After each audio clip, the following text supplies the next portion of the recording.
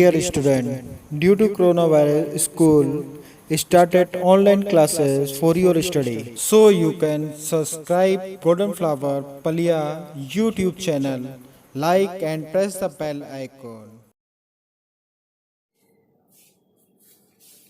Hello students, how are you all? So my dear class 11th students, today once again I am here with the 6th lecture of the class 11th biology and the chapter which we are following from the last videos, that is the diversity in the living world. So my dear students, as in the last video we have discussed about the nomenclature of the living organism, that how we have to give the names to the living organism, plants or animals. In that cases we have studied the two types of the nomenclature. The first one is the common names or vernacular names. Second one is the scientific name or biological names. Scientific name and biological names, we have studied that the Carolus Linnaeus has given the idea of the binomial nomenclature. In that nomenclature we have studied that there are the two parts of the scientific name of every living organism. The first name is called the genus name and second name is called the species name, and both are names separately. Genus name is always written with the capital letters and specific or species name is always written with the small letter, and both parts of the name should be underlined separately. We have discussed this thing, and in the last video, last topic, we were discussing about the trinomial nomenclature. Binomial nomenclature, as you know very well, the binomial nomenclature is that nomenclature in which the organism name consists of the two parts. One more idea we are having, that is the trinomial nomenclature. Tri means three, means the scientific name of every living organism has three parts. As in the last video I told you about, if the scientific name of any organism has three parts, then the first name is called genus name, genus oblique genera. Genus oblique genera, both are the similar thing. Second name is called the species name, and third name is called the variety oblique subspecies name. Varieties oblique subspecies name. What is this? This is called trinomial nomenclature.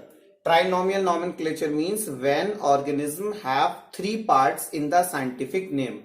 So when any organism's name consists of the three parts, it is considered as the trinomial nomenclature. I will give you the one example, but there is no need of the trinomial examination in detail form because such examples are very less in number. And this kind of the examples like trinomial nomenclature, which is consisting of the three parts, you can see in the wheat plant, sugar cane, and many more, rice also. But these are not common and these are not available in more number. So trinomial nomenclature, I am giving you one example for the scientific name of dog. For the scientific name of dog.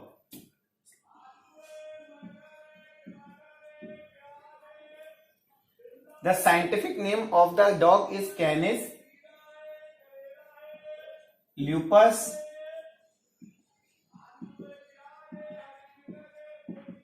familiaris. The scientific name of the dog is Canis lupus familiaris. So first name Canis is the genus name in which all kind of the varieties of dog are included. So Canis is the genus or genera name, lupus is a species name, and familiaris is its variety or subspecies name. As I told you in the last video, that whenever you are writing the scientific name of any living organism, that what you have to do, you have to write first with capital letter. Species and subspecies or variety name, both should be written in the small letters, with the small letters. So this kind of the classification is called the trinomial nomenclature. First one is the binomial, that is the most abundant and mostly accepted and mostly followed by the all living or classification of living organism. And second one is the trinomial nomenclature. Now, next, I hope this topic is clear to you. Nomenclature, we have studied the binomial nomenclature, and second one is the trinomial nomenclature. Now, next one is start the taxonomical aids. Aids, this is the AIDS. AIDS, sometime you will study about the AIDS is a disease. It's a disease. It is a disease. Now, this is AIDS. AIDS means helping things. AIDS means helping things. Whatever the things which are helping us to make study, they are called the aids. Or you can say taxonomical aids. To taxonomy, you know very well, to give the classification, identification and nomenclature. So whatever the all process, techniques and the things which are essential, which are required to help in the taxonomy to provide the identification, nomenclature and classification of living organisms, that is called the taxonomical aids. That is called the taxonomical aids. Now let's read the definition. Techniques, procedures and stored informations. Stored means which is previously stored. Just for example, nowadays we are having only the information related with the dinosaurs. So that is a source of the taxonomy. That is why techniques, procedures, stored information that are used in the identification and classification of organisms are called taxonomical aids. For example, herbaria, botanical gardens, zoological parks, museums, etc. Museums, etc. What are these? These are the museums also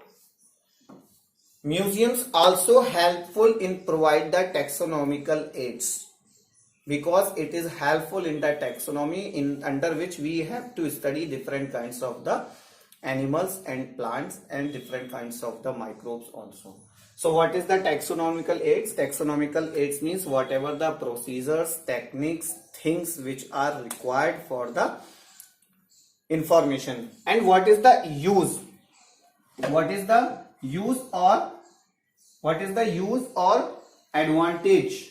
What is the use oblique advantage of taxonomical classification aids?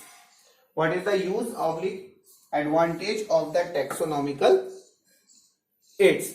The first main important is that it is helpful in the agriculture, agronomy and industries to make the classification of the organism. So very good advantage, very most advantage is that very good advantage of the taxonomical aids is that it is helpful in the agriculture, agronomy and industries also. Now come on the next topic, that is the herbaria. It's a very so we were discussing about the herbaria. It's a very important topic because it is related with the practicals also in the senior classes. After that, whenever after the class 12 you will go in the graduation classes, then same topic you will study in the theoretical portion and the practical portion also. So what is the herbaria? Before giving you the definition, I would like to tell you something related with the herbaria.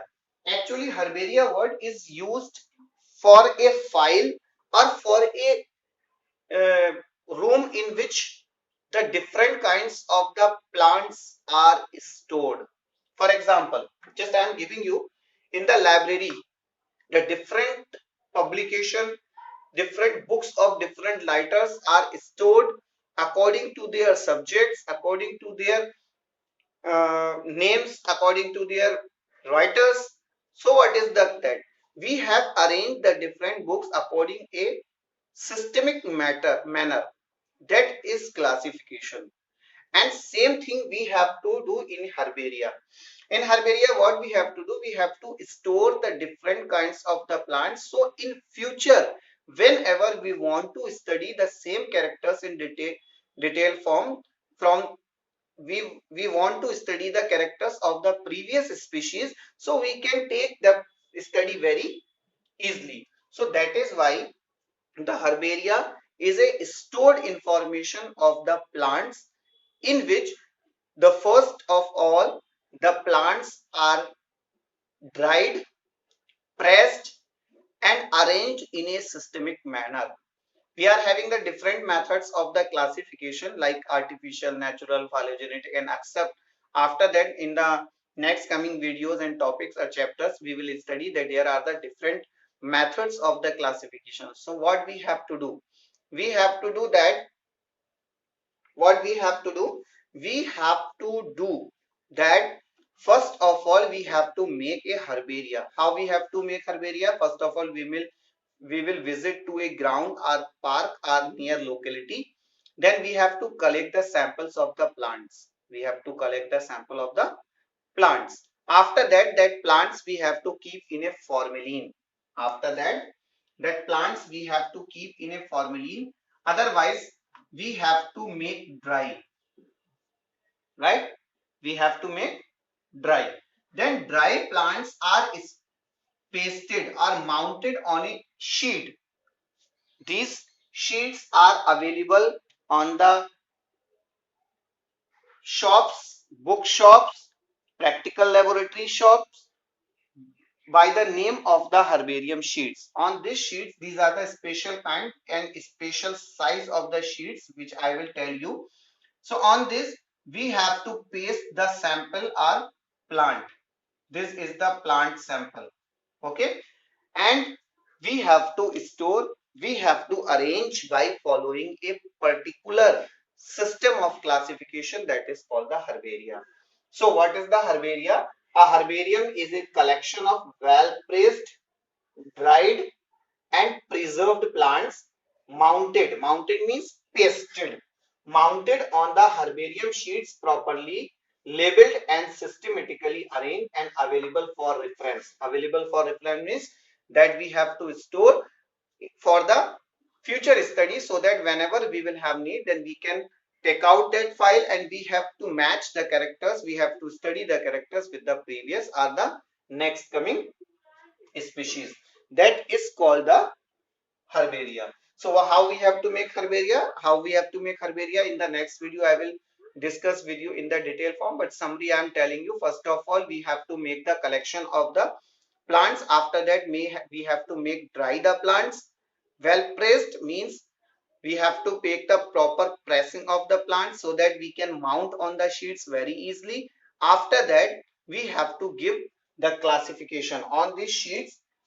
Here on this sheet, a labeling part is given on the sheet where the name of collector means who has collected that plant, name of plant, family of plant and date, and the place of the collection means from where you have collected.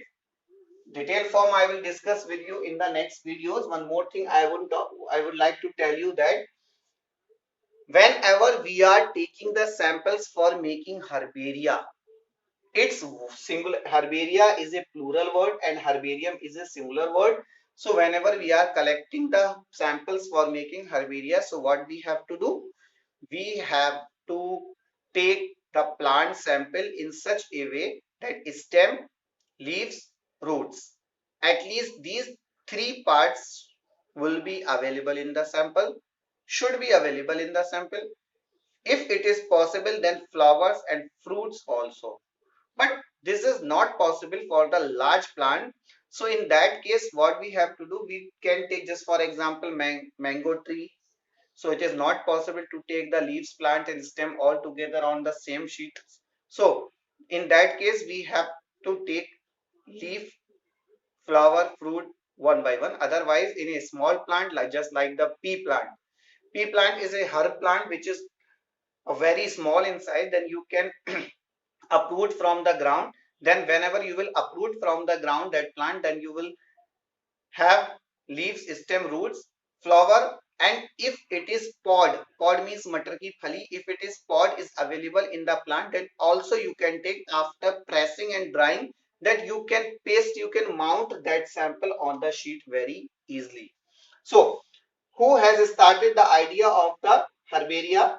Luca Guinea was the first scientist who has started the herbarium. First set up herbaria at Pisa in Italy. So first herbarium is set up in the Italy, Pisa in Italy. Now herbaria word or herbarium word is used for both things. For example, for a file which is made up by the students, and for a room in which the all formations are stored. So that is called herbarium or herbaria. I hope today's topic is clear to you. In the next coming videos, we will discuss in the detailed form how to make the herbarium. So till then you can have the more study, make the proper notes, and for the coming videos you can have a few topics in advance, make the proper study. All the best. Do self study at home and stay home, save lives. Thank you very much.